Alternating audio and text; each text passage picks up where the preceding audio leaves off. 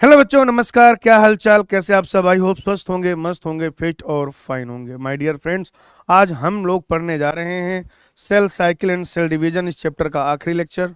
और आज के लेक्चर में बेटा क्या हो जाएगा, अपने को ये चैप्टर जो है वो कंप्लीट करना रहेगा। तो थोड़ा सा धैर्य बना के रखें। धैर्य जो है वो सफलता की कुंजी होती है, ठीक है ना। और धैर्यवान व्यक्ति हमेशा जो है ऊंचाइयों को छूते हैं, गहराइयों में डुबकी लगाते हैं। उन्हें डर नहीं होता है, भय नहीं होता है किसी चीज का, है ना। फेल्योर का जो भय है ना, असफलता का भय अगर आपके मन से निकल गया तो फिर आपको सफल होने से कोई नहीं रोक सकता। जैसे मान लीजिए यहां पर क्या है, एक नदी है, ठीक है ना, नदी है। और मान लीजिए यहाँ पे पुल नहीं है और आपको क्या करना है, छलांग मार के उस पार जाना है। नाला है मान लीजिए, नदी तो बहुत बड़ी होती है। कहे सर आप ही नदी में छलांग लगाओ, है ना। मान लो कोई नाली है, कोई नाला है, ऐसे कुछ भी है ना। आराम से समझेंगे, कोई हो हल्ला नहीं यहाँ पर, ठीक है। तो बेटा यहां से यहां आपको छलांग मार के पहुंचना है। आप छलांग क्यों नहीं मारते? क्योंकि आपको ये डर रहता है कि कहीं आप इस नाले में गिर ना जाओ। सही है कि नहीं? एकदम सही बात बता रहा हूं। तो आप इस डर की वजह से प्रयास भी नहीं करते हो, आप अटेम्प्ट भी नहीं लेते हो छलांग मारने का। और जिस दिन आपके मन से ये निकल गया कि क्या होगा अगर इस नाली में गिर जाऊंगा, तो क्या ही हो जाएगा अगर इस नाले में गिर गया, घर जाऊंगा वापस नहा लूंगा, है कि नहीं। हाँ, लेकिन अभी सर्दी आ रही, नहाने में थोड़ा दिक्कत तो होगी भाई, गर्मी में कूदना नाला। तो जिस दिन आपके मन से ये भय खत्म हो गया कि क्या हो जाएगा अगर मैं इस नाली या नाले में गिर जाऊंगा, उस दिन आप क्या करेंगे, तड़ाक से जो है छलांग मारेंगे और नाला पार कर जाएंगे। तो जीवन में किसी भी कार्य को करने से पहले आप अपनी तैयारी पूरी रखिए, योजना बढ़िया बनाइए और उस पर फिर अपना सर्वस्व जो है लगाइए, 100% लगाइए। और असफलता का जो भय है वो मन से निकाल दीजिए। क्योंकि 20 to 30% आपकी योजनाओं को, और जो भी आपने योजनाएं बनाई हैं, उन पे पानी फेर देता है सफलता का भय। असफलता का जो भय वो अपने मन से निकालिए। डर डर के जीने वाला इंसान कभी भी विजय नहीं हो पाता है। आप समझिए, आप इसको क्रूरता के हिसाब से भी समझ लीजिए। जितने भी शासक क्रूर हुए, अगर इनके मन में एक भी सेकंड अपने मरने का डर रहा होता, ये क्रूरता की उस पराकाष्ठा को पार करते ही नहीं। चाहे वो चंगेज खान हो, चाहे वो चंगेजी चिकन हो, अरे सॉरी, चाहे वो हिटलर हो, कोई हो, अंग्रेज चंगेज कोई हो या मूर्तामूर कोई भी हो, कहीं ना कहीं इनके माइंड में एक चीज क्लियर थी, इन्हें अपने मरने का भय नहीं था। और जिस दिन अगर आप इन्हें मारना चाहते हैं, आप इनके मन में इनके मरने का भय डाल दीजिए, बस खत्म, टाटा बाय बाय, गया हो जाएगा। तो जिस दिन आपके दिमाग से असफलता का भय चला जाएगा मित्रों, उस दिन आपको सफल होने से कोई भी नहीं रोक सकता, ठीक है ना। आइए शुरू करते हैं अर्धसूत्री विभाजन अर्थात मियोसिस।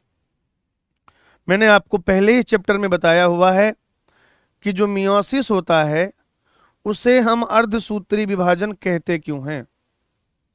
उसे हम अर्धसूत्री विभाजन क्यों कहते हैं? क्योंकि ये एक ऐसी प्रक्रिया है जिसमें संतति कोशिका में गुणसूत्रों की संख्या जो है वह आधी होती है। कितनी होती है बेटा? आधी होती है। ये चीज अपने को ध्यान में रखना है। चलिए आइए शुरू करते हैं बेटा मियोसिस के बारे में पढ़ना। मियोसिस की जब आप बात करते हो बच्चों, तो मियोसिस में 2 बार होता है केंद्रक का विभाजन। ध्यान से सुनना बेटा, या और उससे पहले सुने। तो जो लैंगिक जनन करने वाले जीव हैं, क्या हैं भाई? जो लैंगिक जनन करने वाले जीव हैं, लैंगिक जनन करने वाले जीव, लैंगिक जनन करने वाले जो जीव होते हैं, लैंगिक जनन करने वाले जीवों में अगुणित अवस्था, क्या बेटा? अगुणित अवस्था लाने का काम होता है मियोसिस का, ठीक है जी।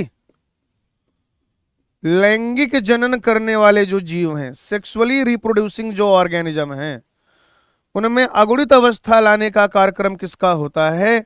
मियोसिस का होता है। अर्थात अर्धसूत्री विभाजन का होता है, मियोसिस का होता है अर्थात अर्धसूत्री विभाजन का होता है। और उनके जीवन काल में, और बेटा उनके जीवन काल में द्विगुणित अवस्था लाने का कार्य फर्टिलाइजेशन का होता है। द्विगुणित अवस्था जो लाने का कार्य है वह किसका होता है? फर्टिलाइजेशन, या एक तरीके से आप कह सकते हैं निषेचन। निषेचन भाई, गैमीट जो होता है अगुणित होता है। गैमीट जो होता है बच्चों हैप्लॉइड होता है। कैसा होता है गैमीट? हैप्लॉइड। गैमीट जो है हैप्लॉइड होता है, और उस हैप्लॉइड गैमीट का जब संलयन होता है, नर युग्मक और मादा युग्मक जब आपस में मिल जाते हैं, फ्यूज हो जाते हैं, संलयित हो जाते हैं, तो 2n स्टेज आ जाती है, द्विगुणित अवस्था आ जाती है मित्रों। मियोसिस की प्रक्रिया में जब भी आप देखेंगे, ध्यान से समझिएगा, मियोसिस की प्रक्रिया में जब आप समझेंगे तो बच्चों मियोसिस में केंद्रक और कोशिका द्रव्य का जो विभाजन है 2 बार होता है। केंद्रक विभाजन 2 बार होगा भाई। केंद्रक विभाजन एवं कोशिका द्रव्य का विभाजन। केंद्रक विभाजन एवं कोशिका द्रव्य का विभाजन,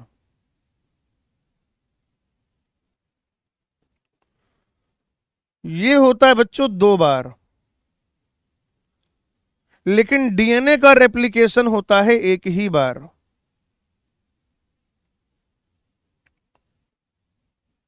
ठीक है भाई, केंद्रक विभाजन और कोशिका द्रव्य का विभाजन 2 बार। डीएनए का जो रेप्लिकेशन है वो होता है 1 बार। आप पढ़ेंगे जब मियोसिस का शुरुआती पैराग्राफ, तो वहां पर ये दोनों ही बातें आपको मिल जाएंगी बच्चों, दोनों ही बातें। यानी मियोसिस किस तरीके से प्रोग्रेस होता है, मियोसिस का किस तरीके से आगे बढ़ती है। तो बच्चों सबसे पहले तो अंतरावस्था, सबसे पहले क्या? अंतरावस्था।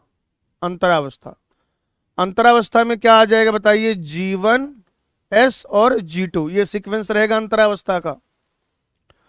अंतरावस्था के बाद बच्चों अर्धसूत्री विभाजन प्रथम। अर्धसूत्री विभाजन प्रथम,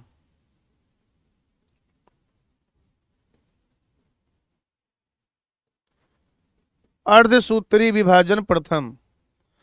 फिर एक और छोटी सी स्टेज आती है जिसको कहा जाता है अंतरालावस्था। अंतरालावस्था अर्थात इंटरकाइनेसिस। ये तो अंतरावस्था यानी कि इंटरफेज, और अंतरालावस्था यानी कि इंटरकाइनेसिस। अंतरालावस्था यानी कि इंटरकाइनेसिस। तो अंतरावस्था, फिर अर्धसूत्री विभाजन प्रथम, मियोसिस फर्स्ट, फिर अंतरालावस्था यानी कि इंटरकाइनेसिस, और उसके बाद अर्धसूत्री विभाजन द्वितीय। उसके बाद क्या आता है बेटा? अर्धसूत्री विभाजन द्वितीय। इस तरीके से ये काम होता है भाई, अर्धसूत्री विभाजन द्वितीय,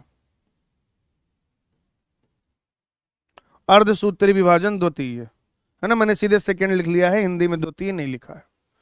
तो ये फ्लो है मियोसिस का। इस तरीके से मियोसिस जो है वो आगे बढ़ता है। अगर मान लीजिए आप क्रोमोसोम नंबर के हिसाब से देखें तो एक कोशिका है, डिप्लॉइड कोशिका है बेटा, द्विगुणित कोशिका। जब आप इसको एस फेज के बाद देखेंगे, एस फेज के बाद, तो आप सब जानते हैं कि एस फेज में गुणसूत्र संख्या में कोई परिवर्तन नहीं होता। डीएनए की मात्रा तो 2 गुनी हो जाती है। अंतरावस्था की एस प्रावस्था में डीएनए की मात्रा तो 2 गुनी हो जाती है। डीएनए की मात्रा तो 2 गुनी हो जाती है, लेकिन गुणसूत्रों की संख्या पर कोई प्रभाव नहीं पड़ता। तो ये एस फेज के बाद भी कैसे होंगे? 2n ही रहेंगे। और अब मान लीजिए कि मियोसिस 1 पूरा हो गया है, क्या पूरा हो गया बेटा? मियोसिस 1। तो इस एक कोशिका से 2 कोशिकाएं बनेंगी जहां पर गुणसूत्रों की संख्या होगी n, जहां पर गुणसूत्रों की संख्या होगी n। और फिर जब मियोसिस 2 होगा, यहां पर जब आप देखेंगे, जब ये मियोसिस 2 होगा बेटा, इस एक सेल से 2 कोशिकाएं बनेंगी जहां पर गुणसूत्रों की संख्या n रहने वाली है, और इस दूसरी कोशिका से भी 2 कोशिकाएं बनेंगी जहां पर भी गुणसूत्रों की संख्या n और n रहने वाली है। तो आप क्या देख रहे हैं बेटा, बताइएगा जरा मुझे। आप यह देख रहे हैं कि, अच्छा एक अंतर और देख लीजिए कि जब ये 2n होता है ना, तो ये इस तरीके से गुणसूत्र होते हैं, यहां 2 क्रोमेटिड वाले, यहां पर ये 2 क्रोमेटिड वाले गुणसूत्र हैं। अब ये एक n, एक 2 क्रोमेटिड वाला एक गुणसूत्र इधर, एक इधर। अब यहां पर ये सिंगल क्रोमेटिड वाले गुणसूत्र होंगे भाई, यहां पर क्या होंगे? सिंगल क्रोमेटिड वाले गुणसूत्र होंगे, सिंगल क्रोमेटिड वाले गुणसूत्र, सिंगल क्रोमेटिड वाले गुणसूत्र। यही है मियोसिस। ये होमोलॉगस क्रोमोसोम का पेयर उपस्थित था, बीच से इसको काट दो, मियोसिस 1। यहां से काट दो, मियोसिस 2। खत्म, टाटा बाय बाय, गया। सिंपल है। अच्छा, ये जो मियोसिस 1 के बाद 2 कोशिकाएं बनती हैं, ये जो 2 कोशिकाएं बनती, इनको कहा जाता है कोशिका द्विक। कोशिका द्विक अर्थात dyad of the cell, dyad of the cell, dyad of the cell. कोशिका द्विक कहेंगे या डायाड ऑफ द सेल कहेंगे भाई? Dyad of the cell. जब आप मियोसिस 1 देखते हैं तो गुणसूत्र संख्या 2n से n हो जाती है। जब आप मियोसिस 1 देखते हैं तो 2n से n हो जाता है, तो इसलिए मियोसिस 1 को कह दिया जाएगा रिडक्शनल डिवीजन, रिडक्शनल डिवीजन। और यहां पर देखिए मियोसिस 2 के दौरान यहां पर भी n, यहां पर भी n, तो जो ये मियोसिस 2 होता है इसको कह दिया जाएगा इक्वेशनल डिवीजन, इक्वेशनल डिवीजन कह दिया जाएगा बेटा, इक्वेशनल डिवीजन। एक क्या बताओ मुझे? रिडक्शनल डिवीजन, दूसरा क्या है? Equational division. ये चल रहा है बंधु यहां पर। अब आप एक चीज को समझो, मैं क्या कह रहा हूं आपसे। अगर कभी भी आपसे ये पूछा जाए कि रिडक्शनल डिवीजन किसे कहेंगे, माइटोसिस और मियोसिस में आंसर पूछे, अगर सिर्फ इतना कहा जाए कि किस प्रकार के विभाजन को रिडक्शनल डिवीजन कहा जाएगा, माइटोसिस को या मियोसिस को, तो आपका आंसर होगा मियोसिस। क्या आंसर होगा? मियोसिस। लेकिन अगर ऐसे पूछ लिया जाए कि मियोसिस 1 या फिर मियोसिस 2 किसको कह देंगे रिडक्शनल डिवीजन, तो आपका आंसर होगा मियोसिस 1। ऐसे अगर पूछ लिया जाए इक्वेशनल डिवीजन किसको कहा जाएगा, माइटोसिस को या मियोसिस को, इक्वेशनल डिवीजन किसको कहा जाएगा, माइटोसिस को या मियोसिस को, तो बेटा आप कहेंगे कि इक्वेशनल डिवीजन कहेंगे माइटोसिस को। लेकिन मान लीजिए ऐसा पूछा जाए कि मियोसिस 1 या मियोसिस 2 किसको कहा जाएगा इक्वेशनल डिवीजन, तो आप कहेंगे मियोसिस 2 को। तो बच्चों ये बात हो गई गुणसूत्र संख्या के आधार पर। किस आधार पर हो गई? गुणसूत्र संख्या के आधार पर हो गई। आइए अमाउंट ऑफ डीएनए के आधार पर भी समझ लेते हैं। कोई एक कोशिका है जहां पर डीएनए की मात्रा है 2C, ठीक है भाई। कोई एक कोशिका है बच्चों जहां पर डीएनए की मात्रा है 2C। डीएनए की मात्रा क्या है बेटा? 2C है। क्लियर? समझ गए बात को? और आप जानते हो कि कोशिका चक्र की एस प्रावस्था में डीएनए की मात्रा दोगुनी हो जाती है। In the S phase of cell cycle amount of DNA doubles. तो ये क्या हो जाएगा, 2C से 4C हो जाएगा बेटा। 2C से कितना हो जाएगा, 4C। और जब यहां पर मियोसिस 1 पूरा होगा तो 2 कोशिकाएं बनेंगी और इन दोनों में डीएनए की मात्रा कितनी हो जाएगी, आधा आधा। 4C का आधा 2C इधर, 4C का आधा 2C इधर। और फिर से कोशिका जब विभाजित होगी, यानी कि जब मियोसिस 2 चलेगा, अर्धसूत्री विभाजन द्वितीय चलेगा, तो फिर से आधा आधा, यानी कि C और C अमाउंट ऑफ डीएनए वाली 2 कोशिकाएं, और इस एक कोशिका से भी C और C डीएनए की मात्रा वाली 2 कोशिकाएं। तो अल्टीमेटली अंततोगत्वा फाइनली एक कोशिका से 4 कोशिकाएं बनेगी।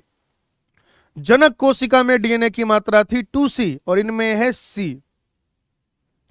हमने गुणसूत्र संख्या के आधार पर ये कैसे क्या चलेगा देख लिया, डीएनए की मात्रा के आधार पर देख लिया। आइए अब हम इसको देखते हैं दोनों को एक साथ, देखते हैं बेटा। कोई एक कोशिका है जहां पर क्रोमोसोम संख्या है 2n और अमाउंट ऑफ डीएनए है 2C।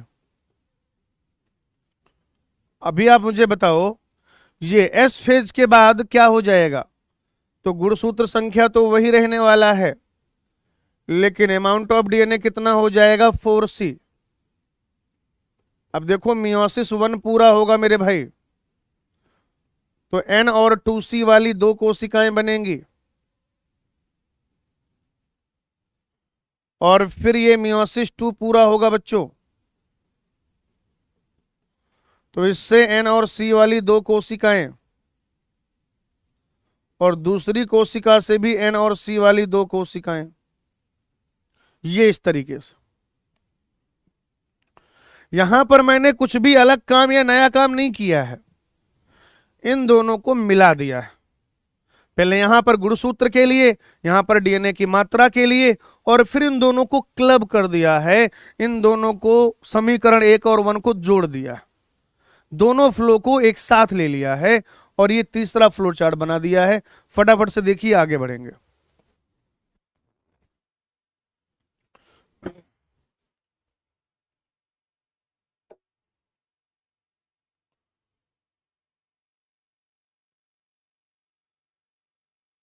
फटाफट से देखिए भाई, आगे बढ़ेंगे। ये क्लियर है सबको? बढ़िया, very nice, very nice.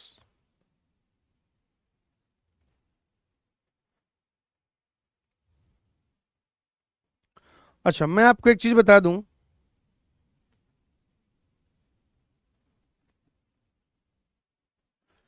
Meiosis केवल उन्हीं कोशिकाओं में होता है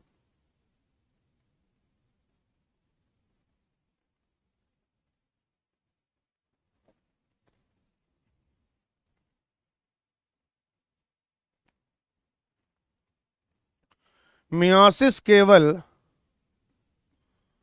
उन्हीं कोशिकाओं में होता है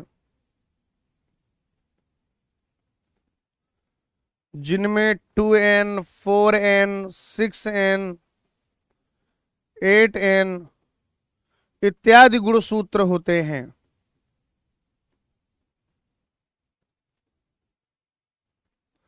इत्यादि गुणसूत्र होते हैं।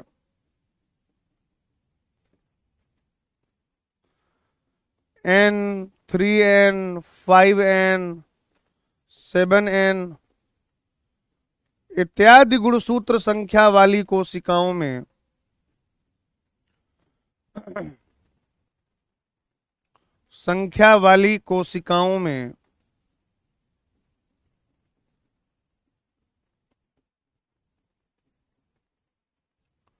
कोशिकाओं में मियोसिस नहीं होता है।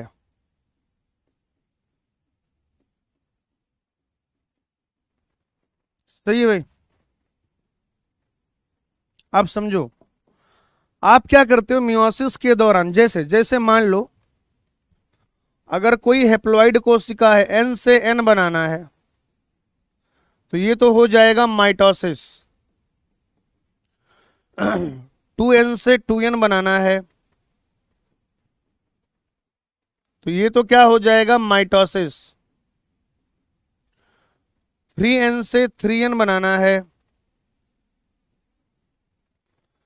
तो ये भी क्या हो जाएगा माइटोसिस।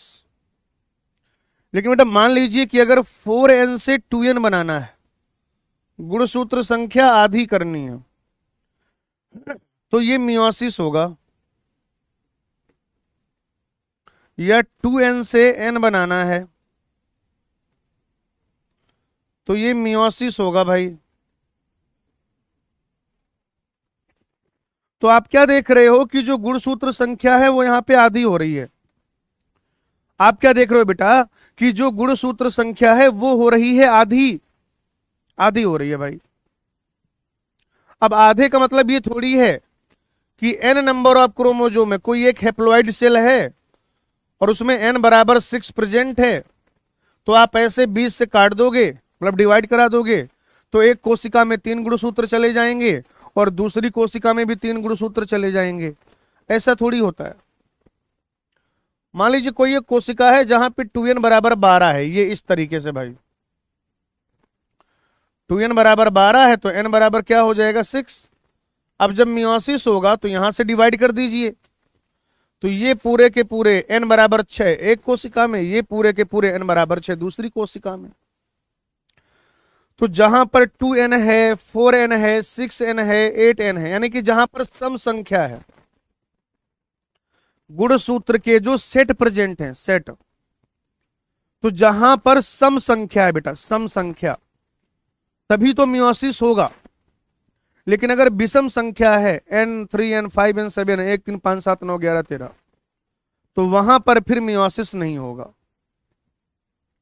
वहां पर फिर मियोसिस नहीं होगा। अब मियोसिस को क्या किया जाता है, ये इस तरीके से 2 पार्ट में डिवाइड किया जाता है, मियोसिस 1 एंड मियोसिस 2। हैं जी बेटा, मियोसिस 1 एंड मियोसिस 2, क्रम वही रहेगा मियोसिस 1 के दौरान। मियोसिस 1 का पूर्वावस्था, पूर्वावस्था प्रथम, मियोसिस 1 का मध्यावस्था, मध्यावस्था प्रथम, मियोसिस 1 का पश्चावस्था, पश्चावस्था प्रथम, मियोसिस 1 का अंत्यावस्था, अंत्यावस्था प्रथम। ठीक उसी प्रकार से द्वितीय मियोसिस डिवीजन, मियोसिस 2 का पूर्वावस्था, पूर्वावस्था द्वितीय, पूर्वावस्था द्वितीय, ऐसे ही मध्यावस्था द्वितीय,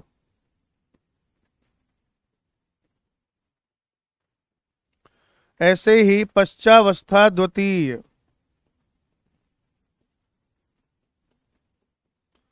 और ऐसे ही बच्चों अंत्यावस्था द्वितीय।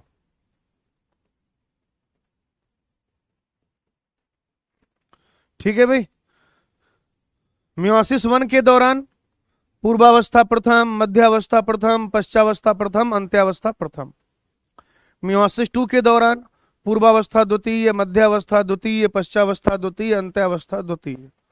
अगर ऐसा कह दे कि मियोसिस 1 का, मियोसिस प्रथम का पूर्वावस्था यानी कि पूर्वावस्था प्रथम, मियोसिस 2 का पूर्वावस्था यानी कि पूर्वावस्था 2, तो या तो पूर्वावस्था फर्स्ट कह दे, प्रथम कह दे, या फिर मियोसिस प्रथम का पूर्वावस्था, यानी इसकी बात की जा रही है। या तो मध्यावस्था प्रथम कह दे या मियोसिस 1 का मध्यावस्था, इसकी बात की जा रही है। सेम चीज, या तो वो पश्चावस्था द्वितीय कह दे या फिर मियोसिस 2 का पश्चावस्था, इसकी बात की जा रही है।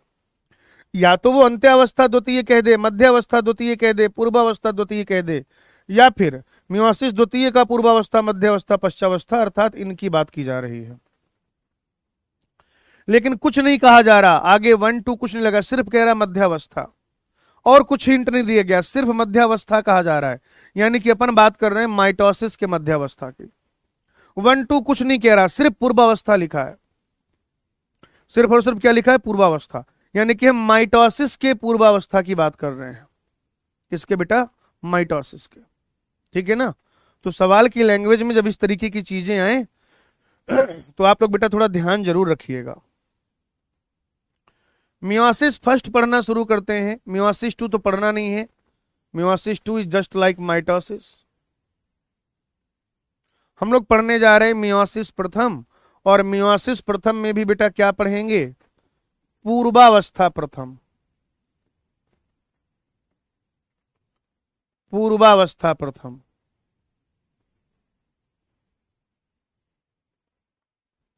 पूर्वावस्था प्रथम। जब आप माइटोसिस के प्रोफेज की तुलना करेंगे पूर्वावस्था प्रथम से, समसूत्री विभाजन के प्रोफेज की तुलना करेंगे मियोसिस 1 की पूर्वावस्था से, बच्चों आप क्या देखेंगे कि यह जो पूर्वावस्था प्रथम है,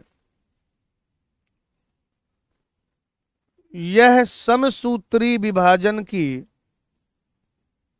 यह समसूत्री विभाजन की पूर्वावस्था की तुलना में, समसूत्री विभाजन की पूर्वावस्था की तुलना में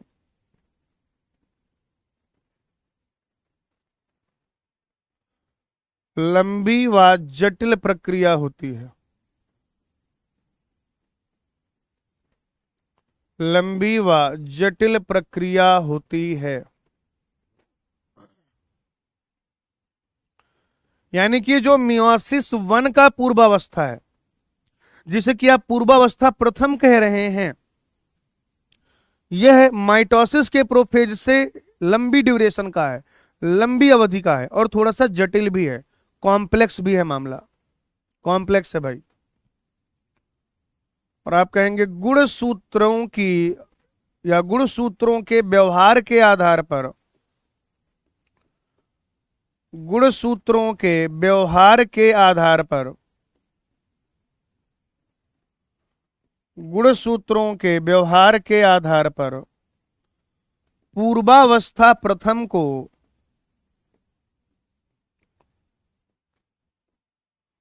पूर्वावस्था प्रथम को 5 उप अवस्थाओं में,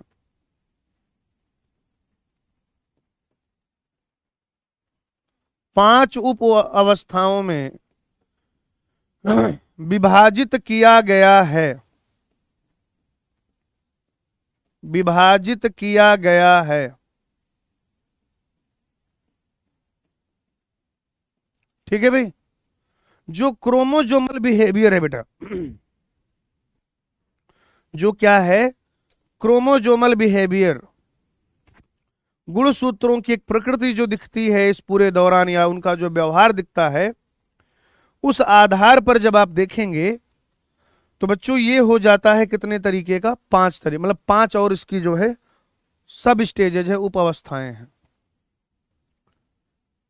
कौन कौन सी हैं उप अवस्थाएं, तो एक है तनुपट्ट, जिसको आप कहते हैं लेप्टोटीन,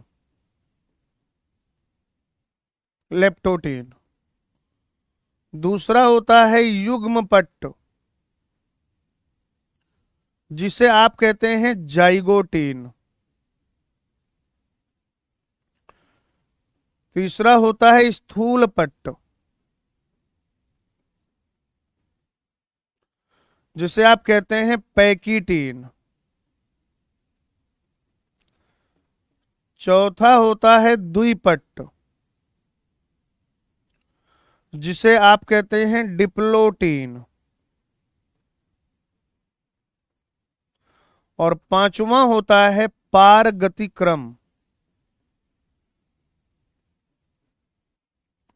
जिसे आप कहते हैं डाइकाइनेसिस।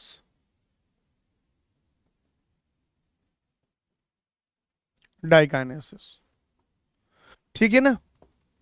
ये सीक्वेंस जरूर याद रखिएगा बेटा। यही सीक्वेंस, मतलब सीक्वेंस में मैंने कई बार आपसे कहा होगा, इस चैप्टर में सीक्वेंस पर आधारित बहुत सारे सवाल आते हैं। G1s, G2m, prophase, metaphase, anaphase, telophase, तनुपट, युग्मपट, स्थूलपट, द्विपट, पारगति क्रम। या तो डायरेक्ट इनका सीक्वेंस पूछ लेगा, या सीक्वेंस की चीजों की कुछ मैचिंग करा लेगा, या इनके जो मुख्य पद हैं, जो मुख्य कार्य हो रहा है उसको एक एक लाइन लिख के अरेंज करा लेगा, या सवाल पूछ लेगा इसमें से कौन सा जो है किसके लिए ये बस सही है। तो ये सीक्वेंस बहुत इंपॉर्टेंट है, और सीक्वेंस पे बहुत सारे सवाल जो है यहां पर लगातार पूछे जाते हैं। अगर आप प्रीवियस ईयर क्वेश्चन उठाकर देखेंगे, पुराने सालों में जो सवाल पूछे गए हैं, अगर आप उनको उठाकर देखेंगे तो आपको पता चलेगा। तो ये आपको याद करना है। बोले मेरे साथ 5 बार सब लोग, तनुपट्ट, युग्मपट्ट, स्थूलपट्ट, द्विपट्ट, पारगति क्रम। बोलो भाई, तनुपट्ट, युग्मपट्ट, स्थूलपट्ट, द्विपट्ट, पारगति क्रम। फिर से बोलिए, तनुपट्ट, युग्मपट्ट, स्थूलपट्ट, द्विपट्ट, पारगति क्रम। एक बार बोलिए, तनुपट्ट, युग्मपट्ट, स्थूलपट्ट, द्विपट्ट, पारगति क्रम। एक आखिरी बार, तनुपट्ट, युग्मपट्ट, स्थूलपट्ट, द्विपट्ट, पारगति क्रम। ठीक है ना। इंग्लिश में ऐसे बोल सकते हैं, लेप्टोटीन, जाइगोटीन, पैकेटीन, डिप्लोटीन, डाइकानेसिस। फिर से बोलिए, लेप्टोटीन, जाइगोटीन, पैकेटीन, डिप्लोटीन, डाइकानेसिस। एक और बार बोलिए, लेप्टोटीन, जाइगोटीन, पैकेटीन, डिप्लोटीन, डाइकानेसिस। एक आखिरी बार बोल दीजिए, लेप्टोटीन, जाइगोटीन, पैकेटीन, डिप्लोटीन, डाइकानेसिस। तो इसके याद करने का तरीका मैं आपको कुछ ऐसे बता देता हूं। लता जरा पानी दे दो। कोई अंकल हैं, उनकी बेटी लता, उससे वो कह रहे पानी दे दो। लता लेप्टोटीन, जरा जाइगोटीन, पानी पी पैकेटीन, दे डिप्लोटीन, दो डाइकाइनेसिस। अब कुछ लोग कहेंगे सर ये दादा 2 बार आया है, डीडी इधर 2 बार आया है, हम तो कंफ्यूज हो जाएंगे सर, हम तो नालायक बच्चे हैं। नहीं बेटा, आप नालायक बच्चे नहीं, आप समझदार बच्चे हैं। आप मेरी बात समझिए, सारे टीन एक साथ, अगर किसी को यहां पर कंफ्यूजन हो रहा है दे दो और डीडी में, तो सारे टीन एक साथ, यानी कि लेप्टोटीन, जाइगोटीन, पैकेटीन, उसके बाद टीन वाला ही कुछ आएगा डिप्लोटीन, और आखिरी में डाइकाइनेसिस। आखिरी में क्या बेटा, डाइकाइनेसिस। तो ये इस तरीके से चीजें होती हैं मेरे भाई। इनके जो मुख्य स्टेप है मैं वो भी लिख देता हूं यहां पर।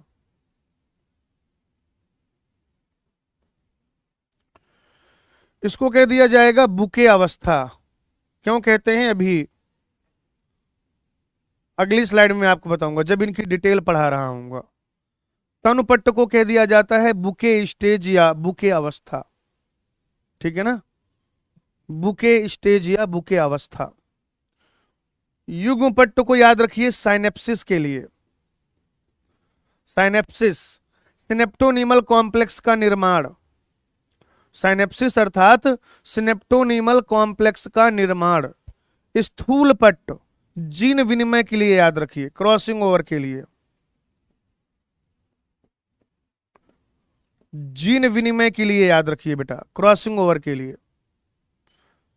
और फिर द्विपट्ट डी साइनेप्सिस के लिए याद रखिए, सिनेप्टोनीमल कॉम्प्लेक्स का विघटन हो रहा है अब। डी साइनेप्सिस अर्थात सिनेप्टोनीमल कॉम्प्लेक्स का विघटन। और पारगति क्रम, कायजमेटा का उपांति भवन। कायजमेटा क्या है अभी बताता हूं। कायजमेटा का उपांति भवन,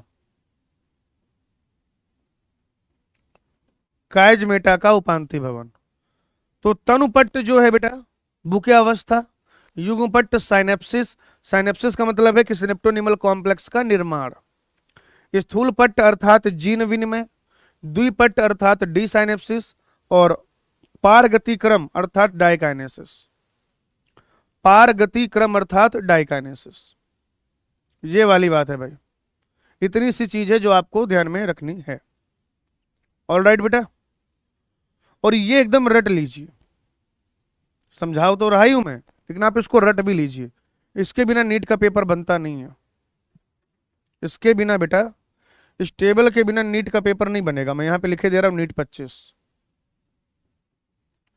कुछ ना कुछ इस टेबल का जरूर आएगा नीट 2025 में।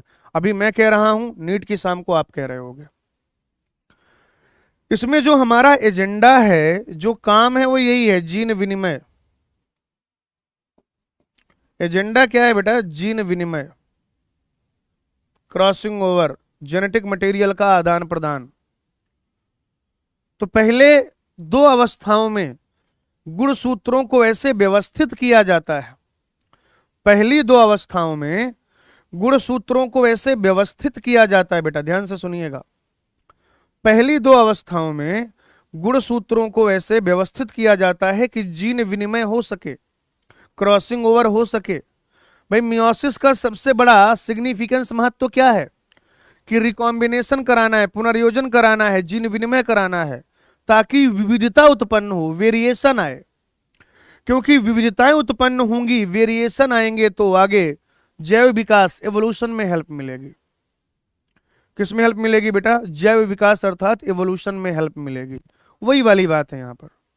तो पहली दो अवस्था यहां पे होना है क्रॉसिंग ओवर, ठीक है ना। तो इन गुण सूत्रों को इस तरीके से अरेंज करा लेना है कि क्रॉसिंग ओवर हो सके। और बच्चों जब एक बार क्रॉसिंग ओवर हो जाएगी, जब एक बार जो है क्रॉसिंग ओवर हो जाएगी, तो अब हमें क्या करना है, इन गुण सूत्रों को अलग अलग करना है। इन गुण सूत्रों को क्या करना है बेटा? अलग अलग करना है। बस इतनी सी बात है। आइए शुरू करते हैं तनुपट्ट के साथ।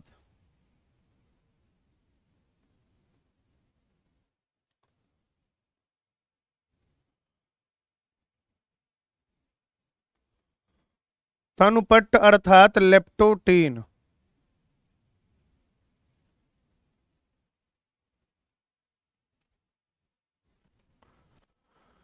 जब भी आप इसमें गुण सूत्र को देखेंगे ना, पहले तो आप कोशिका की व्यवस्था देखिए।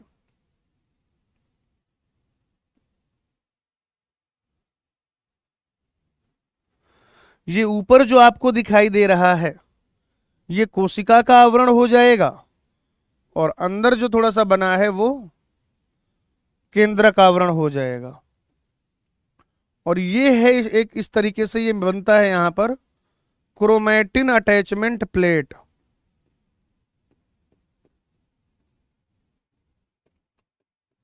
Chromatin attachment plate.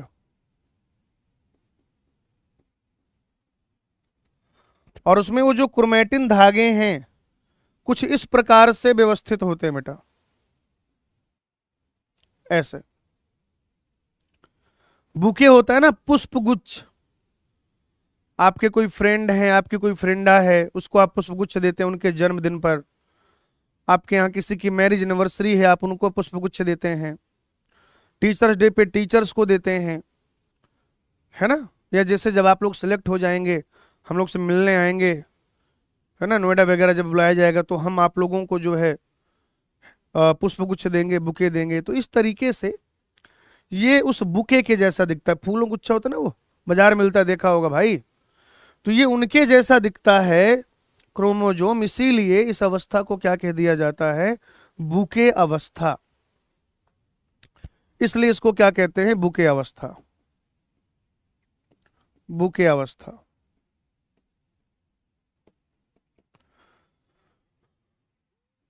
गुण सूत्र जो है,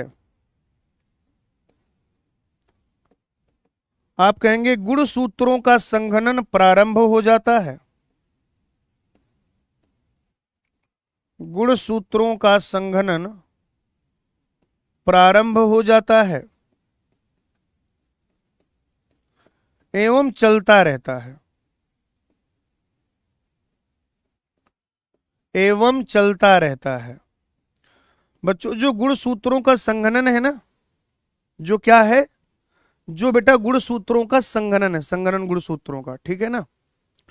तो ये जो गुण सूत्रों का संघनन है, एक तो यहां पे प्रारंभ हो जाता है, पूर्वावस्था की पहली अवस्था है ये, है ना। आप कह सकते हैं कि ये पूर्वावस्था प्रथम की पहली उपावस्था है। पूर्वावस्था प्रथम की पहली उपावस्था।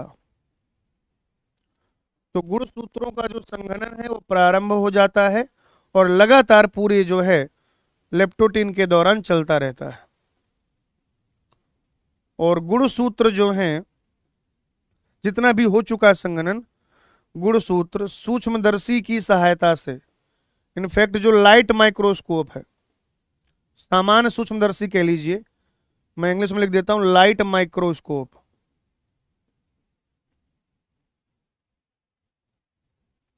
की सहायता से देखा जा सकता है। ये बहुत सारे होंगे, सहायता से देखे जा सकते हैं। देखे जा सकते हैं भाई, ठीक है ना।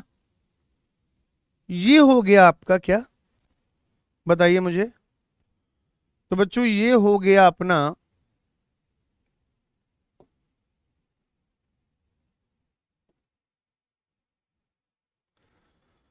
तनुपट्ट। ये हो गया बेटा तनुपट्ट। और अगली अवस्था जो है तनुपट्ट के बाद, वह है युग्मपट्ट।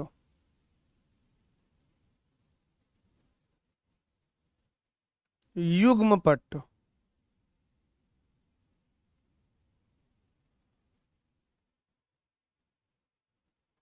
अर्थात जाइगोटीन। युग्मपट्ट अर्थात जाइगोटीन।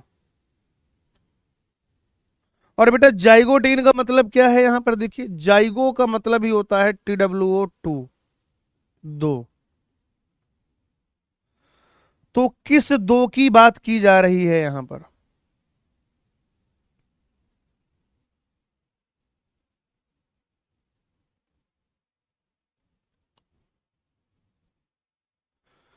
किस दो की बात की जा रही है यहां पर, आइए मैं बताता हूं आपको।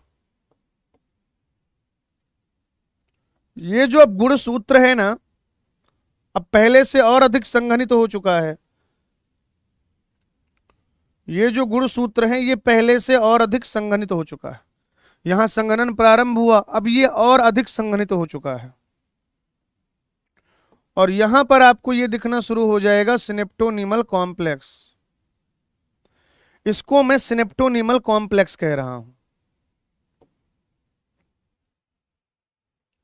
ये जो दो गुणसूत्र एक साथ आ गए हैं, ध्यान से देखिए आप लोग, ये जो दो गुणसूत्र एक साथ आ गए हैं, इनको कहा जाएगा युगली अर्थात बाइवैलेंट।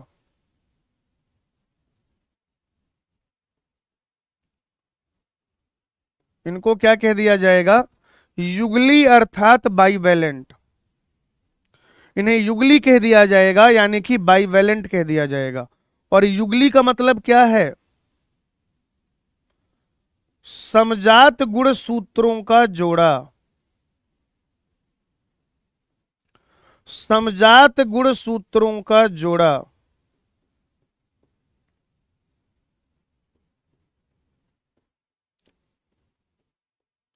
समझ रहा है भाई। युगली बाइवैलेंट, कोई चीज है दो एक साथ, यानी जोड़ा बन गया, पेयर बन गया है। कहते हैं ना, जैसे भगवान कृष्ण की पूजा अर्चना करते हैं तो क्या कहते हैं, युगल छवि का ध्यान करिए। युगल छवि का मतलब राधा कृष्ण का ध्यान करिए, दो, है ना। तो यहां पर ये दो गुण सूत्र हैं मेरे भाई, दो गुण सूत्र जो कि जोड़े में है। और ये जो जोड़ा है ये समजात गुण सूत्रों का है।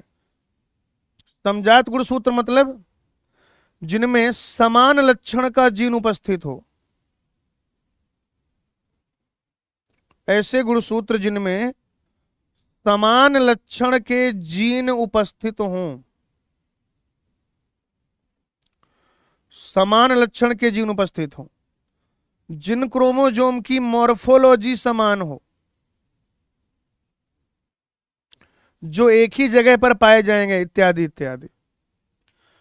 तो इस युग्मपट्ट में क्या होता है, समजात गुण सूत्रों का जोड़ा बनता है, जिसे युगली कहते हैं, बाइवैलेंट कहते हैं। युगली कहा जाएगा या बाइवैलेंट कहा जाएगा। और ये जो बना है, इस प्रक्रिया को कहा जाता है सिनेप्सिस। सिनेप्सिस बेटा, क्योंकि इस जोड़े को अगर साथ में रखना है तो कैसे साथ रहेंगे, तो यहां पे हुआ है सिनेप्टोनीमल, सिनेप्टोनीमल सामिश्र का निर्माण। सिनेप्टोनीमल सामिश्र का निर्माण। और बच्चों सिनेप्टोनीमल सामिश्र का निर्माण होता है तभी ये दोनों गुणसूत्र एक साथ रह पाते हैं, तभी ये दोनों गुणसूत्र एक साथ रह पाते हैं। ये चीज बेटा अपने को ध्यान में रखनी है बहुत बढ़िया तरीके से। सिनेप्टोनीमल कॉम्प्लेक्स का निर्माण, और यहीं पर ये जो साइनेप्स्ड क्रोमोजोम है ये ऐसे जुड़े हुए, ये जो साइनेप्स्ड गुणसूत्र है बेटा इन्हीं को कह दिया जाता है युगली। ये जो साइनेप्स्ड गुणसूत्र है इन्हीं को युगली कह दिया जाता है। साइनेप्स्ड गुणसूत्र कहने का क्या मतलब है? साइनेप्स्ड गुणसूत्र कहने का क्या मतलब है कि ये जिनके बीच में सिनेप्टोनीमल कॉम्प्लेक्स उपस्थित है। क्या बेटा? ये जिनके बीच में सिनेप्टोनीमल कॉम्प्लेक्स उपस्थित है मेरे भाई, ये युगली। आपको पता है एक क्रोमोजोम और ये दूसरा क्रोमोजोम, दो क्रोमोजोम मिलके युगली कह रहे हैं अपन। दो क्रोमोजोम मिलके क्या कह रहे हैं? युगली। और एक क्रोमोजोम के दो क्रोमेटिड, तो बेटा दो क्रोमोजोम के चार क्रोमेटिड, एक क्रोमोजोम के दो क्रोमेटिड, दो क्रोमोजोम के चार क्रोमेटिड, तो फिर इनको कह दिया जाएगा चतुष्क। इनको क्या कह दिया जाएगा? चतुष्क कह दिया जाएगा, टेट्राड कह दिया जाएगा। पहली बात यहां पर तो आप ये समझो कि युगली का निर्माण जाइगोटीन में होता है। क्या बेटा? युगली का निर्माण जाइगोटीन में होता है।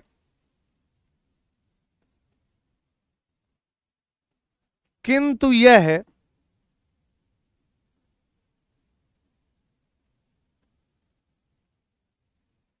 स्पष्टतः चतुष्क के रूप में, स्पष्टतः चतुष्क के रूप में, स्पष्टतः चतुष्क के रूप में पैकीटीन में दिखाई देता है। पैकीटीन में दिखाई देता है, पैकीटीन में दिखाई देता है। जैसे मान लीजिए यहां पर आपने क्या किया बेटा, ये एक युगली बनाया,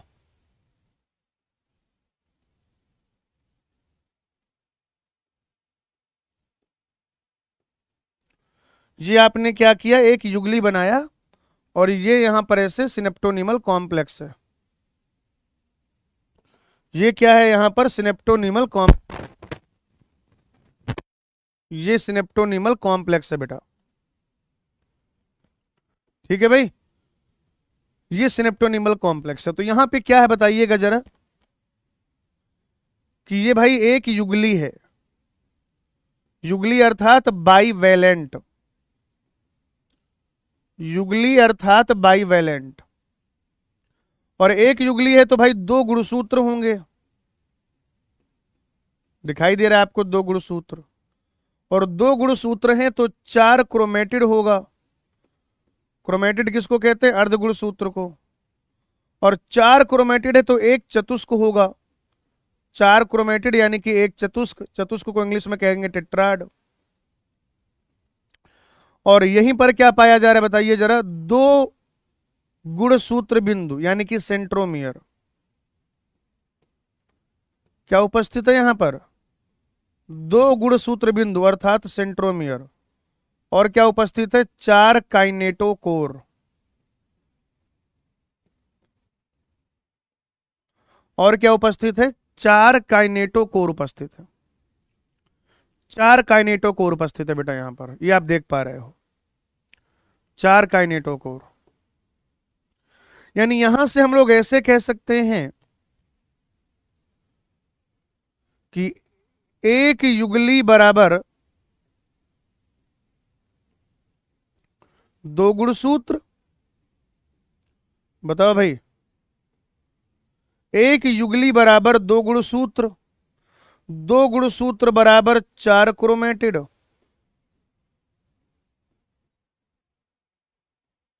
और 4 क्रोमेटिड बराबर 1 चतुष्क।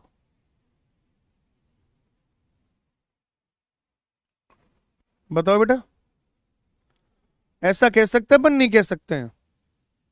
देख के बताओ कि एक युगली बराबर दो गुणसूत्र, एक बाइवेलेंट है तो दो गुणसूत्र होंगे, सिंपल सी बात है। और दो गुणसूत्र बराबर 4 क्रोमेटिड, और 4 क्रोमेटिड बराबर 1 चतुष्क यानी कि टेट्राड।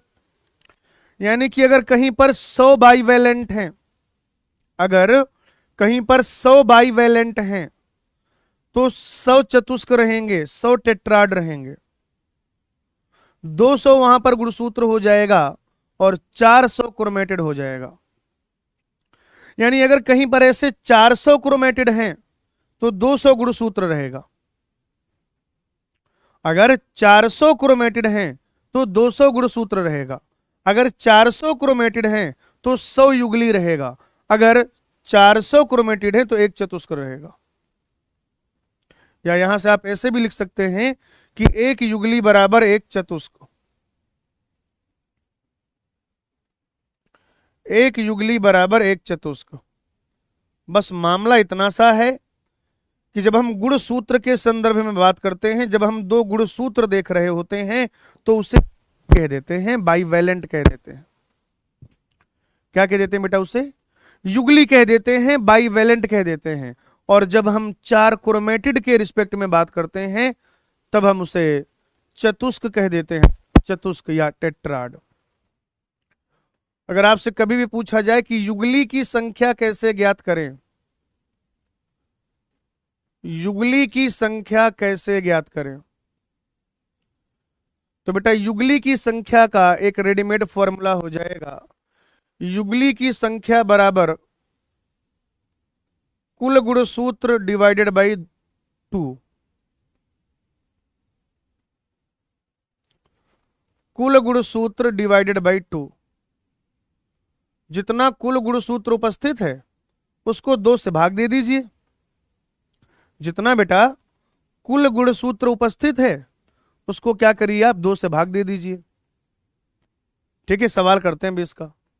अच्छा, यहां पे एक और बात याद रखनी है कि प्रत्येक युगली में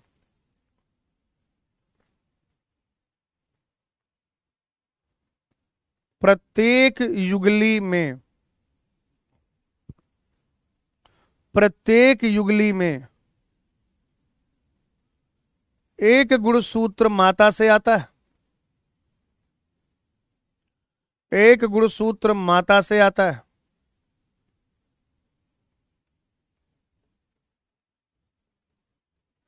एवं दूसरा गुणसूत्र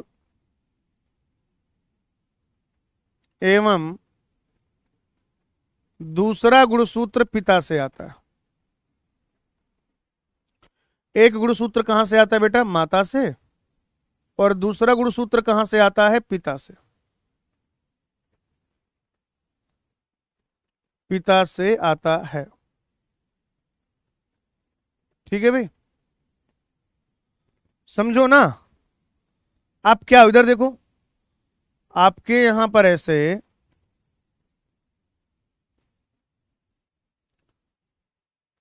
कोई भी जीव है, अगर वो लैंगिक जनन कर रहा है,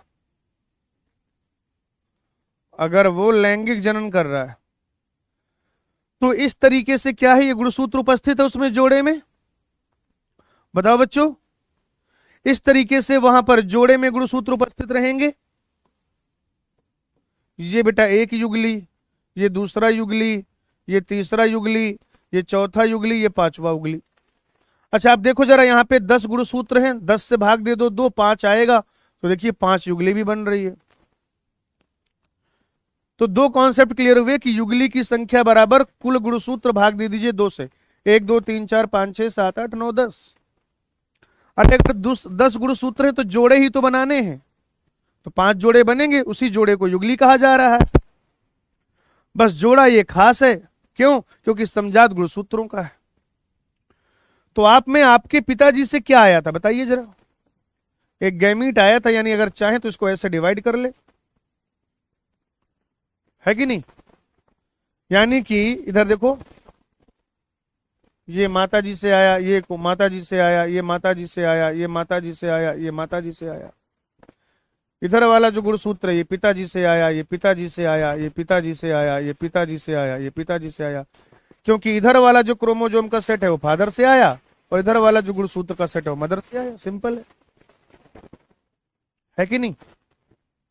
सही बात है ना भाई? तो यहां पर जो सीख मैं आपको देना चाहता हूं, आप देखिए, आप कितना भी साइंस पढ़ लीजिए, और साइंस भी आपको क्या ही पढ़ाना चाह रहा है, जो मैं बता रहा हूं आपको। साइंस आपको यह पढ़ाना चाह रहा है कि आपकी प्रत्येक कोशिका में, आपकी प्रत्येक कोशिका में आधी आपकी मम्मी है, आधे आपके पापा। In each of your body cell, आपके शरीर की प्रत्येक कोशिका में आधी आपकी मम्मी है, आधे आपके पापा।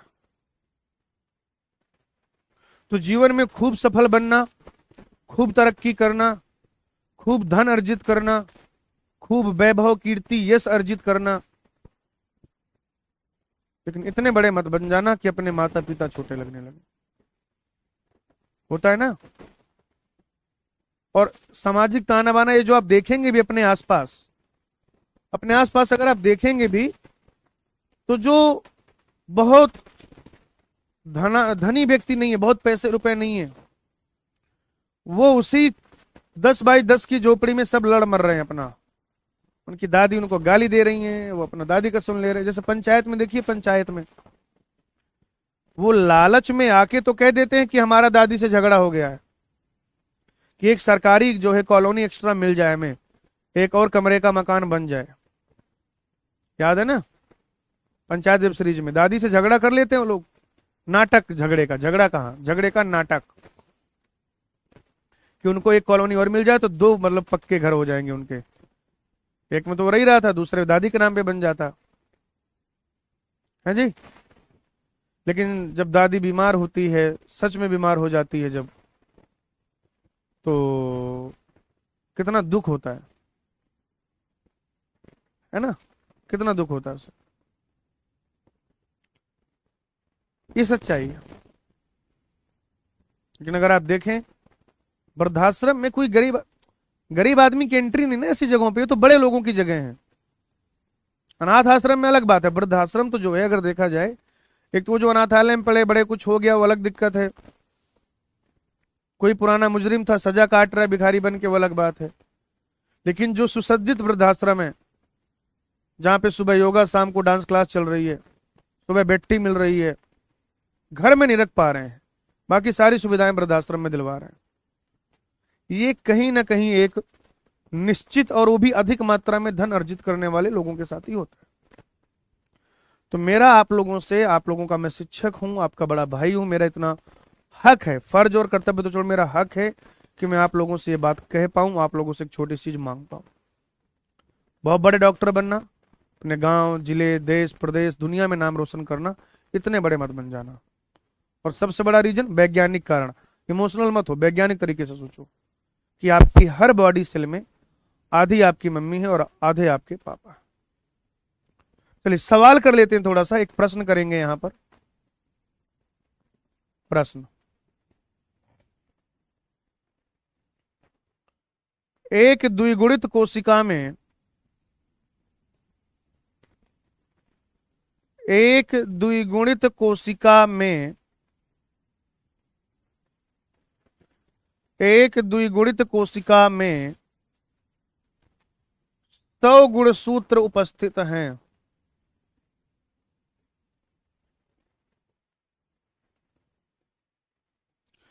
युगली की संख्या ज्ञात कीजिए।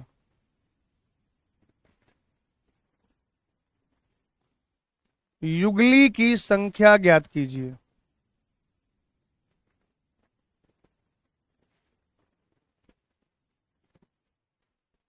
चलो भाई शुरू हो जाओ।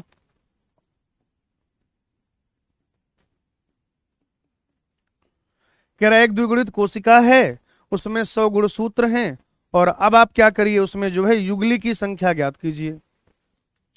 तो बताओ कैसे ज्ञात करेंगे? युगली की संख्या बराबर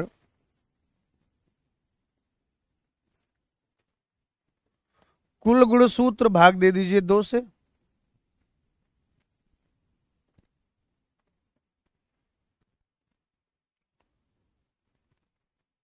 है ना, कुल गुणसूत्र कितने हैं 100, 2 से भाग दे देंगे तो आंसर कितना आ जाएगा 50 युगली। क्या आंसर आ जाएगा बेटा 50 युगली। ठीक है ना, इस तरीके से अगर कभी सवाल पूछा जाए तो आप कर सकते हैं। एक और सवाल कर लेते हैं यहीं पर।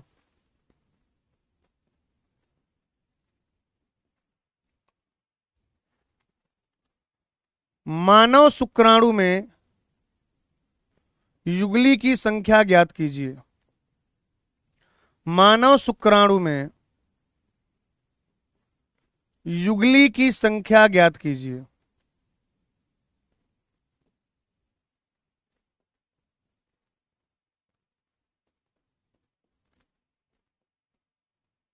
शुरू हो जाओ भाई। मानव शुक्राणु में युगली की संख्या ज्ञात करनी, करो फटाफट से, देखें कैसे कर रहे हो आप लोग, जल्दी से करो भाई।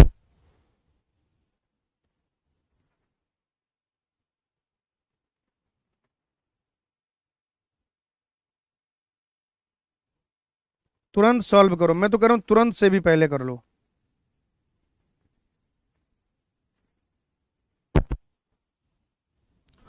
तो फिर आपने वही किया होगा, ऐसे युगली की संख्या, है ना,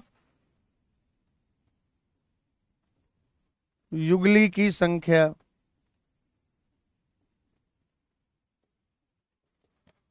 कुल गुणसूत्र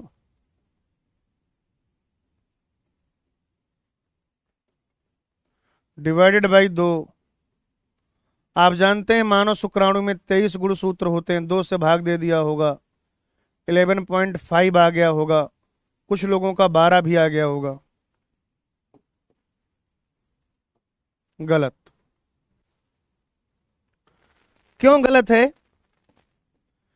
क्योंकि मानव शुक्राणु जो है वो अगुणित है, और अगर ये अगुणित है तो मियोसिस ही नहीं होगा।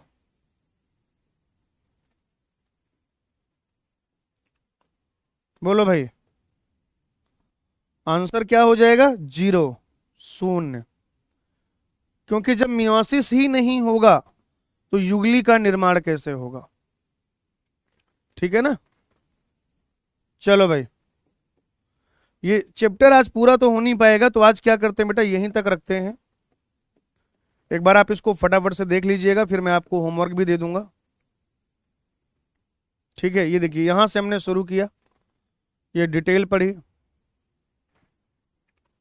फिर ये पूर्वावस्था प्रथम, उसका ये तनुपट और युग्मपट और उसके सवाल।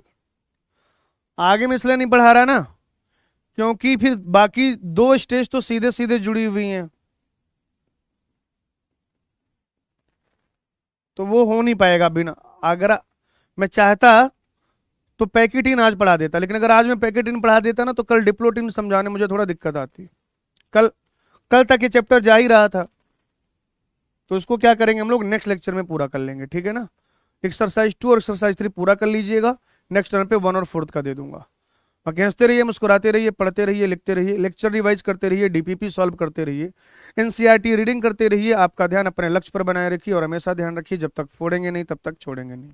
आज की कथा यहीं तक, आगे I will take it on next class. Thank you, धन्यवाद।